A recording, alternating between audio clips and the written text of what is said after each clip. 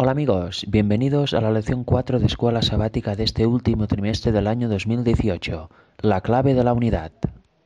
Tenemos dos versículos de memoria para esta semana, Efesios 1, versículos 9 y 10. Dándonos a conocer el misterio de su voluntad, según su beneplácito, el cual se había propuesto en sí mismo, de reunir todas las cosas en Cristo, en la dispensación del cumplimiento de los tiempos, así las que están en los cielos, como las que están en la tierra. Y aquí tenemos la clave. La clave de todo es Cristo. Está en Cristo. Él unió, revistiendo su divinidad con humanidad, unió el cielo y la tierra. Y nos vino a dar ejemplo de cómo guardar la ley y de cómo comportarnos en esta vida. Por tanto, el pueblo de Dios ha de estar unido entre sí y ha de estar unido a Dios también. Ha de reflejar la misma imagen de Cristo y ha de demostrar los frutos del Espíritu. Si estamos en divisiones y en contiendas y incluso separados de Dios, pues para nada reflejamos lo que Cristo quiere y lo que Dios quiere. A lo largo de esta semana vamos a analizar una serie de puntos clave en distintos ámbitos acerca de la unidad que debemos tener como pueblo y la unidad que debemos tener con Dios.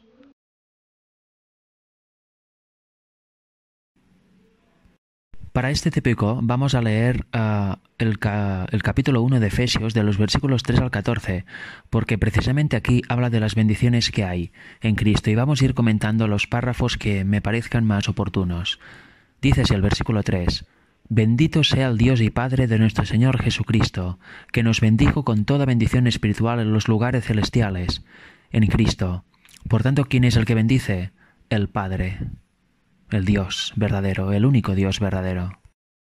Según nos escogió en Él antes de la fundación del mundo, para que fuésemos santos y sin mancha delante de Él, en amor habiéndonos predestinado para ser adoptados hijos suyos por medio de Jesucristo, según el puro afecto de su voluntad. Aquí vemos que estamos predestinados para ser salvos, en definitiva.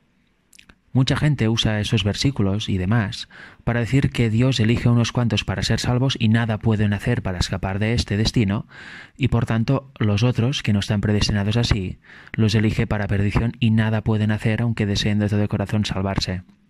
Bien, esta es una enseñanza que va en contra de la Biblia, que Juan 3:16 dice que todo aquel que cree en Jesucristo tendrá vida eterna, ¿no? Todo el que se entregue a Dios por los méritos de Cristo tendrá vida eterna. Por tanto, aquí ya se cae esto de que unos sí y otros no. Toda la humanidad está predestinada desde que entró el pecado a ser salva, a heredar la vida eterna, pero evidentemente la decisión está en cada uno de nosotros, porque lo que sí es bíblico es el libre albedrío. Cada uno debe decidir en pro de Dios o en pro de Satanás. Dios quiere que todos nos salvemos, pero desgraciadamente Él sabe que no todos aceptarán su misericordia, ni aceptarán la justicia de Cristo, ni aceptarán sus caminos. Por tanto, esas personas voluntariamente elegirán un camino de muerte, y cuando sea demasiado tarde se darán cuenta de las terribles consecuencias de esta decisión. Pero habrá muchas personas que decidirán por Dios, que andarán por donde Cristo anduvo y heredarán la salvación. Por tanto, toda la humanidad está predestinada para ser salva, pero obviamente depende de cada uno querer esto o no quererlo, aceptarlo o rechazarlo. Si saltamos al versículo 9 dice: dándonos a conocer el misterio de su voluntad, según su beneplácito, el cual se había propuesto en sí mismo, de reunir todas las cosas en Cristo, en la dispensación del cumplimiento de los tiempos, así las que están en los cielos como las que están en la tierra. En Cristo se cumple la promesa que hizo Dios a Abraham. En Cristo es en quien todos nos juntamos. Por eso dice el apóstol Pablo también aquello de no hay ni griego, ni hombre, ni mujer, ni judío, etc. Porque en Cristo todos somos nuevo linaje y las razas y todo lo demás pierde su valor. En Cristo somos nuevas criaturas y somos hechos uno en Él. Por eso Él nos junta a todos. Y dice el versículo 13 y 14, para finalizar: en Él también vosotros, habiendo oído la palabra de verdad, el evangelio de vuestra salvación, y habiendo creído en Él, fuisteis sellados con el Espíritu Santo de la promesa, que es las arras de nuestra herencia, hasta la redención de la posesión adquirida para alabanza de su gloria. Los que oyen el evangelio, los que aceptan la verdad y la practican en su vida, llega el momento en que son bautizados por el verdadero bautismo, el bautismo del Espíritu Santo, y de esta forma son herederos de la salvación. El sacrificio de Cristo en la cruz derribó el muro entre los gentiles y los judíos. Los judíos no toleraban a los gentiles, los tenían como bestias salvajes, animales a los cuales uno no se puede acercar, no tenían nada que hablar con ellos y no se acercaban a ellos. Los gentiles obviamente incluían las 10 tribus del rey del norte de Israel que se fueron a la dispersión cautivos por Asiria en el año 722, si no recuerdo mal, antes de Cristo. Todo contacto con ellos era incluso penado por la ley talmúdica, pero con Cristo esa pared se vino abajo. Este es el contexto en el cual debemos entender los versículos que vamos a leer hoy de Efesios 2, 11 al 22. Pero también debemos aplicar al principio a mucho más allá y debemos aplicarlo a toda la humanidad. Dice así el versículo 11: Por tanto, acordaos de que en otro tiempo vosotros los gentiles, en cuanto a la carne, erais llamados incircuncisión, por la llamada circuncisión, hecha con mano en la carne. Los gentiles, los que no eran judíos, exactamente, pues no se circuncidaban, en cambio los judíos sí. De esta forma, mejor dicho, el pueblo de Israel en sí, de esta forma se distinguían de las demás naciones circundantes. Eso ya lo vimos en temas anteriores. Todo sale referente ya en Génesis, cuando Dios llama a Abraham. Y fue llevado a los judíos de forma extrema a decir que no tienen nada que ver con todas estas personas, y por eso el pueblo judío se cerró en él mismo y ni siquiera dio el evangelio, que la cual era su misión, no dio el conocimiento de Dios y la esperanza del Mesías que tenía que venir a los demás. En algunas ocasiones se apostató y se mezcló vilmente con las otras naciones, haciendo lo que Dios no quería. Y en cambio lo que Dios quería, que era que diesen el conocimiento de Dios al mundo, eso sí que no lo hizo. Qué curioso, ¿verdad? Pero bueno, aquí vemos la naturaleza con tendencia al mal de la humanidad. Dice el versículo 12: En aquel tiempo estabais sin Cristo, alejados de la ciudadanía de Israel y ajenos a los pactos de la promesa, sin esperanza y sin Dios en el mundo. Recordemos, y eso es un tema más largo, en Oseas Dios da carta de divorcio al reino del norte de Israel. Había el reino del sur y el reino del norte.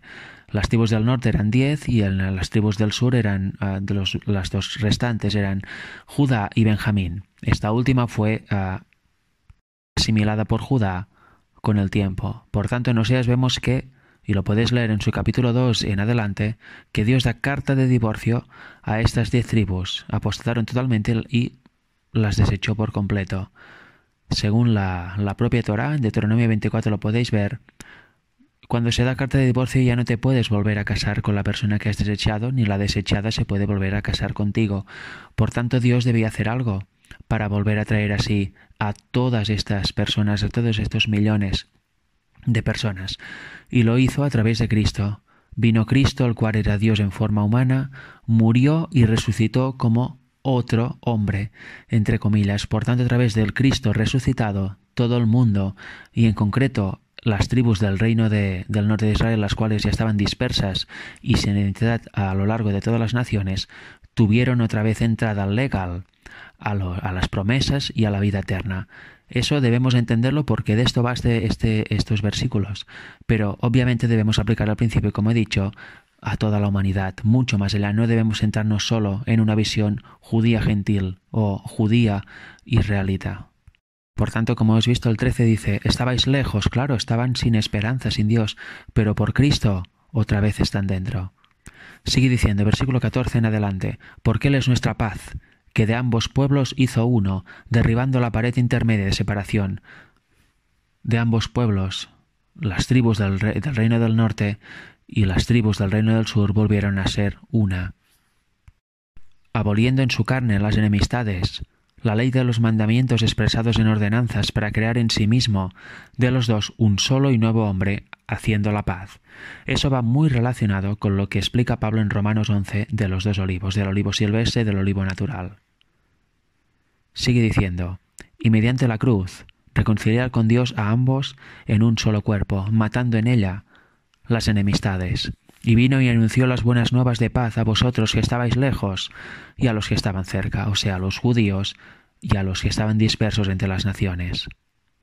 Porque por medio de él, los unos y los otros tenemos entrada por un mismo espíritu al Padre. Con Cristo el pueblo vuelve a ser uno, y ya no hay ningún tipo de impedimento para volver al Padre y ser apto para heredar la vida eterna.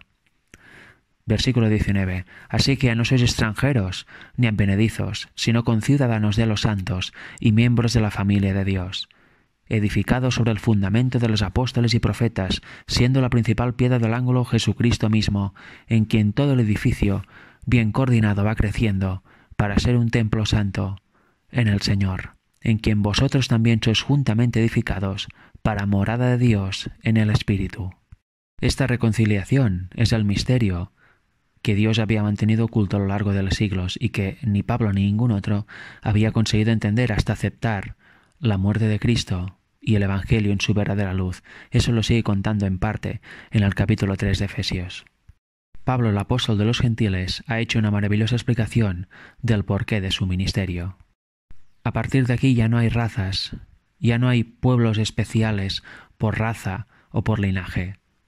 Todo el mundo puede ser pueblo de Dios. Cualquier persona de este mundo, si acepta el Evangelio, si acepta la justificación gratuita que da Cristo en la muerte de la cruz y vive como Él vivió, y de esta forma Dios le va impartiendo su justicia, pues si hace eso, podrá heredar la vida eterna. No importa si es de judío, si es gentil, si es pagano, si es de cualquier otra nación. Si deja su vida anterior, acepta el Evangelio y sigue los pasos de Cristo, y es constante hasta su muerte, tendrá opción de heredar la vida eterna. De hecho, si es constante y camina por donde Cristo anduvo, seguro que va a heredar la vida eterna esta persona. Por tanto, ya no hay más distinciones por razas o cualquier otro tema. Somos uno en Cristo y eso debemos tenerlo claro, porque teniendo eso claro, se ahuyentan todos los fantasmas del racismo, del supremacismo, etc. Si leemos Efesios 4, versículos del 1 al 6, el apóstol Pablo daba una serie de directrices a estas personas y por ende nos las da a nosotros también, para que las apliquemos a nuestra vida y a nuestro proceder. Dice así el versículo 1, Yo pues, preso en el Señor, os ruego que andéis como es digno de la vocación con que fuisteis llamados, con toda humildad y mansedumbre, soportándoos con paciencia los unos a los otros, en amor, solícitos en guardar la unidad del Espíritu en el vínculo de la paz. Por tanto, ¿qué debe ver la gente en nosotros y cómo debemos desarrollarnos en nuestra vida? Pues con humildad, mansedumbre y sobre todo con mucha paciencia, no saltando a la mínima cada vez que hay un problema o cada vez que hay una cosa que no nos gusta, no dando rienda suelta al yo y al orgullo, sino todo lo contrario. Debemos tener paciencia, ayudarnos los unos a los otros, soportarnos los unos a los otros, redarguirnos los unos a los otros, pero siempre con eso, paciencia y sobre todo mantener la humildad y la mansedumbre, no tener un carácter agresivo que salta a la mínima. ¿Pero cuál es esta base? El amor. Paciencia los unos a los otros, en amor, como dice el apóstol Pablo. Y él mismo en 1 Corintios 13 nos habla del amor, el que nunca perece. Por tanto, si desarrollamos el amor verdadero de Cristo en nosotros, el amor ágape, realmente daremos estos frutos del Espíritu. Daremos humildad, tendremos paciencia, tendremos mansedumbre, nos trataremos bien los unos a los otros, no estaremos todo el rato enfadados, saltando, mordiéndonos los unos a los otros. Cada vez que hacemos esto, estamos deshonrando a Cristo, porque generamos división, contienda y rebelión. Dicen los versículos del 4 al 6, un cuerpo y un espíritu, como fuisteis también llamados, en una misma esperanza de vuestra vocación. Un Señor, una fe, un bautismo, un Dios y Padre de todos, el cual es sobre todos, y por todos, y en todos. Los cristianos, y este era el propósito inicial y el propósito de aún ahora, lo único que a lo largo de los siglos no lo hemos llevado a cabo ni mucho menos, de hecho hemos hecho todo lo contrario. Por eso existen tantas divisiones, tantas peleas entre los propios hermanos y tantísimas denominaciones cristianas.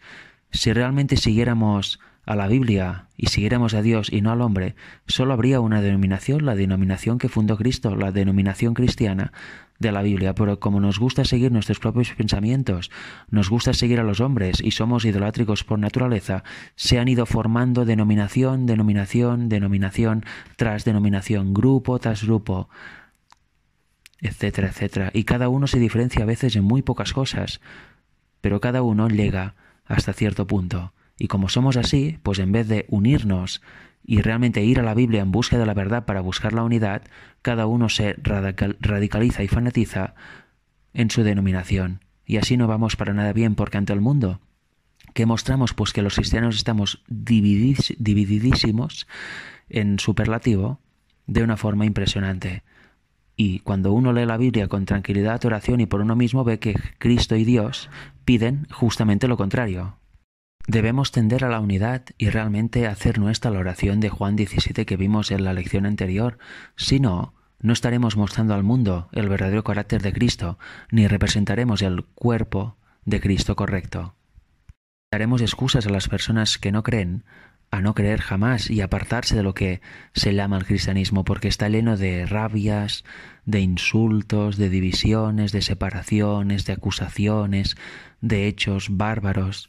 ¿Cómo va a acercarse a alguien así? Es darle la excusa perfecta para seguir en sus errores. Por tanto, debemos dar una imagen sincera y verdadera al mundo, y esta es reflejando la verdadera imagen de Cristo. Debemos trabajar para ello, porque si no, no tenemos ni un Señor todos, ni una misma fe todos, ni un solo bautismo todos. Cada uno tiene su propio Señor, cada uno tiene su propia fe, y cada uno cree lo que quiere. Y eso no es para nada así. Debemos tener la fe de la Biblia y no salirnos de esto. No radicalizarnos en doctrinas de hombres y errores arrastrados por a lo largo de todos los siglos. Debemos ir a la palabra pura y con oración estudiarla, y de esta forma llegaremos a la verdad y Dios nos juntará a todos los que queramos ser sinceros y de esta forma tendremos éxito. Si no, iremos denominación tras denominación, doctrina tras doctrina y nunca jamás llegaremos a la unidad. Y sin rebeliones y con rebeliones, divisiones y demás, Cristo nunca va a ver reflejada su misma imagen en su pueblo, en su iglesia. Por tanto, no vendrá a buscar a su cosecha. Debemos tenerlo claro y a ver si de una vez vamos dejando todas las diferencias, y eso solo se hace queriendo, leyendo de verdad la Biblia, con oración y queriendo entender la verdad, no leyendo la palabra de Dios a la luz de lo que ya conocemos, de lo que ya sabemos, o para intentar demostrar lo que nosotros queremos que diga. Debemos leerla viendo qué tiene para nosotros la palabra de Dios, qué tiene para nosotros Dios, cuáles son sus enseñanzas, y de esta forma, una vez las conozcamos, interiorizarlas y aplicarlas en nuestra vida. Si no lo hacemos así, siempre estaremos en errores, siempre estaremos en divisiones y nunca manifestaremos la unidad por la cual oró Cristo a su Padre. Si seguimos la lectura en el punto en que lo dejamos en el tópico anterior y empezamos a leer en Efesios 4, 7 en adelante hasta el versículo 12, dice: veremos acerca de los dones, teniendo claro que todos debemos tener un solo Señor, una sola fe y un solo bautismo, y también un solo Dios y Padre de todos, y eso solo lo encontramos en la Biblia, leyendo cada uno la Biblia por sí mismo y dejando de lado las doctrinas de hombres. Pues ahora vamos a hablar de los dones. Versículo 7. Pero a cada uno de nosotros fue dada la gracia conforme a la medida del don de Cristo. Por lo cual dice: subiendo a lo alto elevó cautiva la cautividad, y dio dones a los hombres. Y eso de que subió, ¿qué es sino que también había descendido primero a las partes más bajas de la tierra? El que descendió es el mismo que también subió por encima de todos los cielos, para llenarlo todo. ¿Este quién es? Obviamente es Cristo. Y aquí vemos la diferencia. Todos debemos ser de un mismo sentir, tener, como he dicho antes, una misma fe, un mismo Señor, un mismo bautismo y la creencia en el mismo Dios verdadero, el único, el Padre. Pero cada miembro de la Iglesia, cada miembro del cuerpo de Dios, tiene unos dones que éste le ha dado y por tanto tiene unas materias donde ha de desarrollarse y unas materias en las cuales es apto para desarrollarse y quizá otra persona del mismo cuerpo no. Cada uno tiene unas distintas funciones. Y ahora lo vamos a leer en el capítulo 11, en el versículo 11. Y él mismo, Cristo, porque recordemos que está hablando del que subió y luego descendió, y que volvió a subir, él mismo constituyó a unos apóstoles, a otros profetas, a otros evangelistas, a otros pastores y maestros, a fin de perfeccionar a los santos para la obra del ministerio, para la edificación del cuerpo de Cristo, hasta que todos lleguemos a la unidad de la fe y del conocimiento del Hijo de Dios, a un varón perfecto a la medida de la estatura de la plenitud de Cristo. Por tanto, aquí vemos unos maestros, unos evangelistas, unos pastores, unos que son especialistas en niños, unos que cuidan enfermos. etcétera. Cada persona tiene unos dones y cada persona los ha de desarrollar, para Dios, para la obra de Dios. Y ninguno que no tenga un don concreto debe intentar interferir o avanzar en una área que no es la suya. Cada uno de nosotros tiene un don, tiene que descubrirlo y avanzar para Dios en el sentido de este don. Eso es lo que viene a decir Pablo, obviamente teniendo unidad perfecta, teniendo un mismo Señor, una misma fe, un mismo bautismo y un mismo Dios. Y si nos desarrollamos gradualmente nuestros dones, como hemos visto en el versículo 13, se lega a la plena unidad de la fe, porque el cuerpo es uno, cada uno en su rama, cada uno en su línea, se convierte en uno, porque tan importante es el trabajo de un pastor o de un evangelista o de uno que cuida enfermos que, pues, de otro que se encarga de los niños y de su educación. Cada labor que hace una rama del pueblo de Dios es igual de importante que la otra, por eso se lega la unidad perfecta, porque uno no quiere sobresalir, ni uno se considera más importante que el otro, todos son humildes, y quien quiere ser el mejor pues se hace servidor de todos, como dijo Cristo y nos enseñó en la Santa Cena. Por tanto, avancemos en el conocimiento de nuestros dones y avancemos trabajando para Dios en este sentido. De esta forma ayudaremos a que se cree la unidad perfecta entre el cuerpo de Dios, entre su Iglesia y entre todos sus miembros, ya que nadie querrá abarcar el área de otro para el cual no está suficientemente preparado, suficientemente capacitado.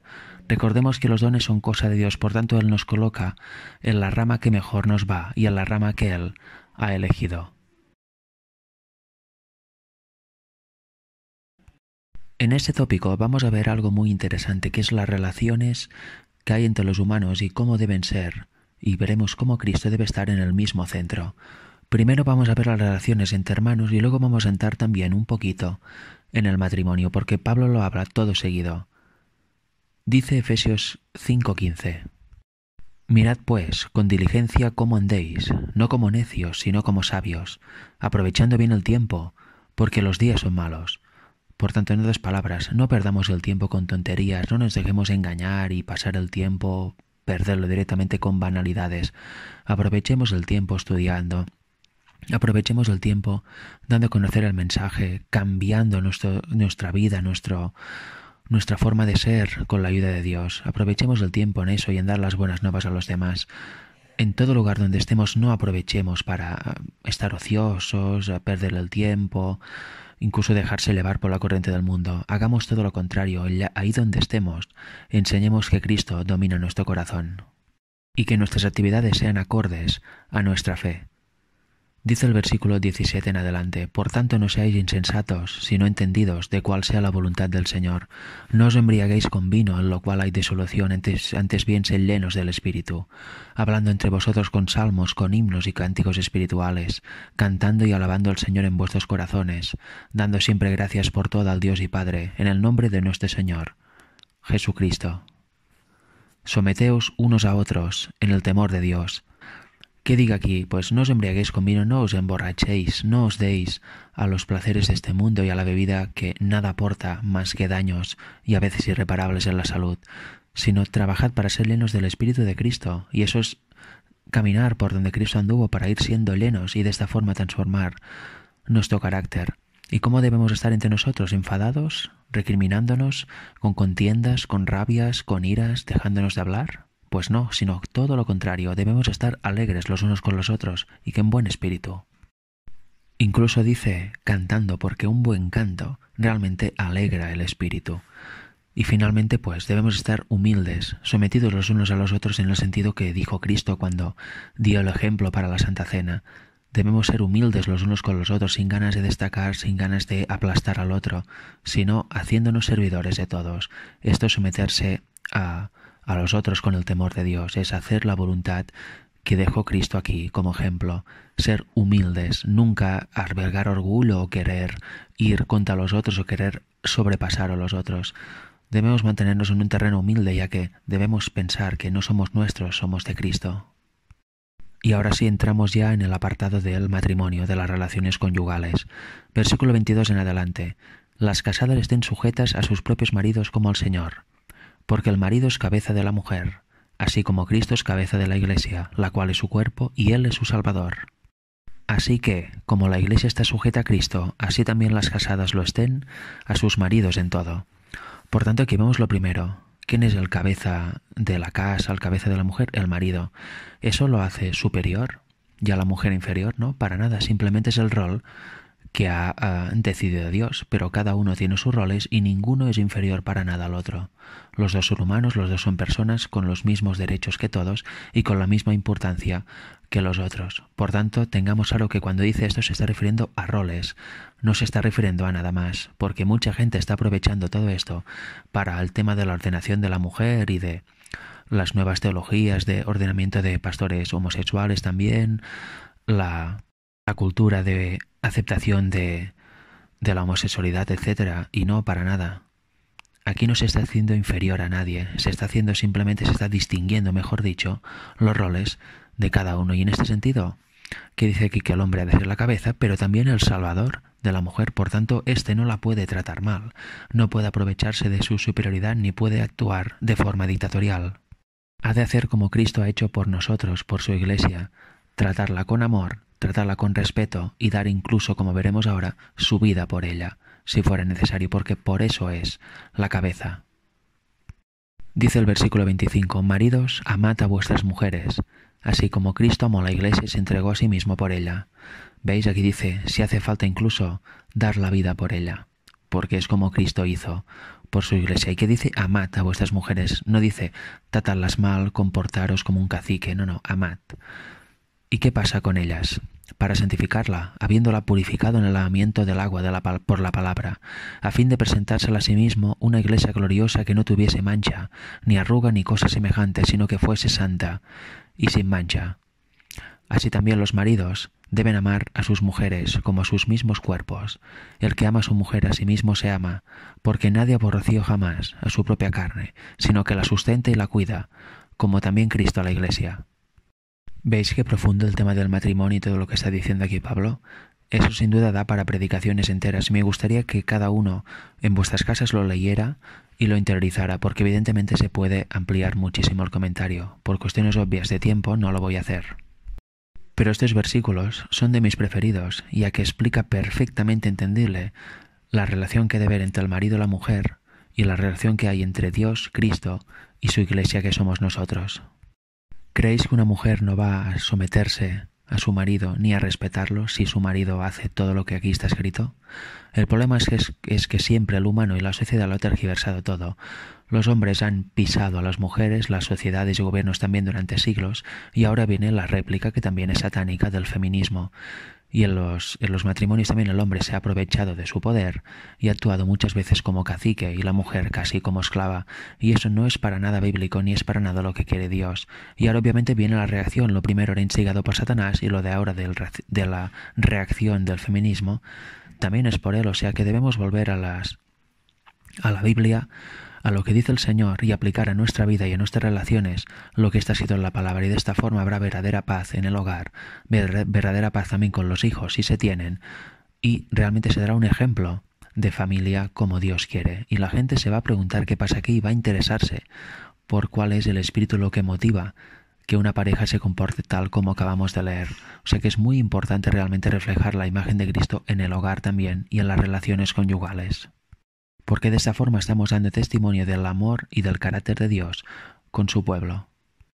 Y luego en el versículo 6 da consejos y ejemplos para los hijos hacia los padres y también para los siervos. Os recomiendo leer porque aquí tenemos una pauta completa de cómo deben ser las relaciones en los distintos tipos de relación, nunca mejor dicho, que hay entre las personas. Si se sigue como dice aquí y se interioriza y se sigue de corazón, realmente los problemas se acabarían y todo sería una balsa de aceite, sería todo perfecto en los hogares, en el trabajo, en las relaciones de amistades, etc. Para terminar la semana, vamos a leer 3 párrafos contenidos en Testimonios para la Iglesia, tomo 9, bajo el subtítulo Cristo y las nacionalidades. Dice así, porque vamos a leer algo que ya comentamos brevemente en un tópico de esta semana. Cristo no reconocía distinción de nacionalidad, jerarquía o credo. Los escribas y fariseos querían acaparar todos los dones del cielo en favor de su nación. con exclusión del resto de la familia de Dios en el mundo entero. Y es bien cierto, había un orgullo impresionante en el mundo judío y solo quedaban todo para ellos. Consideraban a todos los demás como gente a las cuales no acercarse jamás.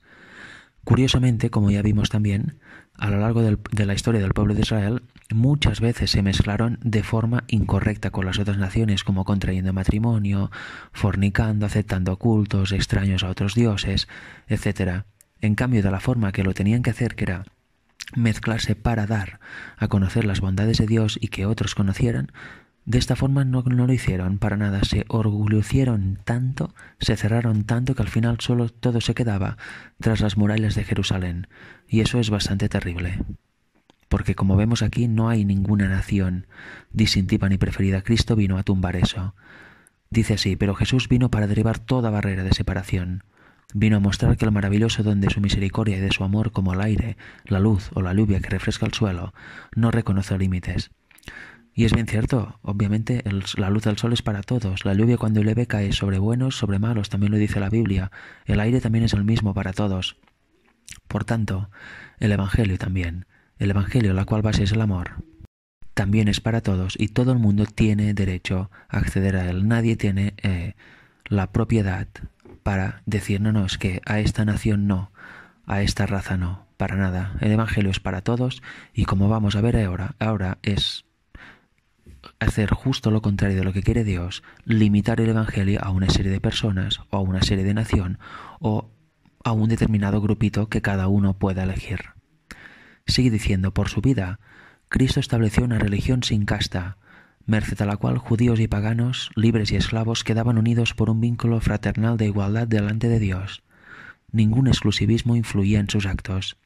No hacía ninguna diferencia entre prójimos y extraños, amigos o enemigos. Su corazón era atraído hacia toda alma que tuviese sed del agua de la vida. Aquí vamos pasando a las relaciones que debemos tener con las personas.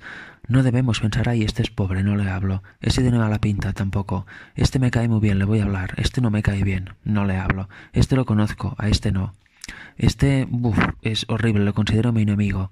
Este es muy amigo mío, por tanto, sí que le hablo. No, la religión de Cristo supera todo esto.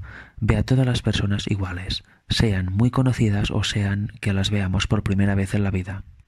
No había exclusivismo ni ninguna distinción hecha en favor de una persona o en contra de otra. Simplemente veía a todo el mundo igual, de la misma manera y con el mismo amor.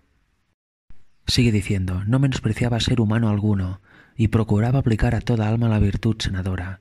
En cualquier sociedad que estuviese, presentaba una lección apropiada al tiempo y a las circunstancias.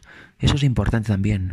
Tenemos que analizar bien el lugar donde nos encontramos, el tipo de gente que nos va a escuchar y adaptar el mensaje de forma que ellos lo puedan entender. No rebajar el listón de verdad, por supuesto que no, pero sí que debemos adaptar nuestras palabras y adaptar nuestras explicaciones a la forma que ellos puedan entender y captar mejor, incluso poniendo ejemplos de su cultura, etc., y de su entorno conocido como hacía Cristo. Por eso encontramos tantos ejemplos tan conocidos para el mundo judío de aquel entonces o de la gente que se encontró en aquel entonces por Samaria, Jerusalén, etc. Todo desprecio y todo ultraje que los hombres infligían a sus semejantes no hacían sino hacerles sentir tanto más hondamente la necesidad en que se hallaban de su simpatía divino-humana. Procuraba hacer nacer la esperanza en el más rústico de los hombres y en aquel que menos esperanza daba, asegurándolos que podían tomarse irreprensibles e inofensivos y adquirir un carácter que les hiciera hijos de Dios. Y es muy importante, y nosotros también debemos hacer lo mismo, primero cultivarlo en nosotros y darlo a conocer a los demás, que los defectos de carácter se pueden vencer queriendo y con la ayuda de Cristo, y que realmente podemos llegar a la perfección en nuestra esfera y dejar de pecar. Si somos mal hablados, si somos airados, si somos vengativos, todo esto puede cambiar queriendo y sometiéndonos al cuidado de Dios y avanzando en su camino. Todo esto puede ser cambiado completamente. Y la prueba está, por ejemplo, en el apóstol Juan, el hijo del trueno, un gran luchador, por decirlo de alguna forma, una persona que no se callaba pues al final acabó siendo el discípulo del amor, y nos lo prueba en sus cartas y su evangelio, donde habla muy extensamente y de una forma muy profunda sobre el amor. Por tanto, lo entendió y lo aceptó y cambió su persona. Lo mismo Pedro y todos los apóstoles. Pues nosotros debemos también tener esta seguridad de que nuestros caracteres pueden ser y han de ser transformados con la ayuda de Dios, y debemos explicarlo así a la gente, porque hay mucha gente y muchos cristianos que creen que el pecado no se puede vencer o que vamos a estar pecando hasta que Cristo vuelva. Eso es un error satánico mortal que hará perder a todas estas personas que persistan en este error terrible para sus almas. Podemos vivir perfectamente la vida que Cristo vivió. O sea que tengámoslo claro y demos esta esperanza y este conocimiento a los demás para que hagan un cambio en sus vidas y realmente venzan todas sus tendencias de carácter. Que Dios os bendiga a todos.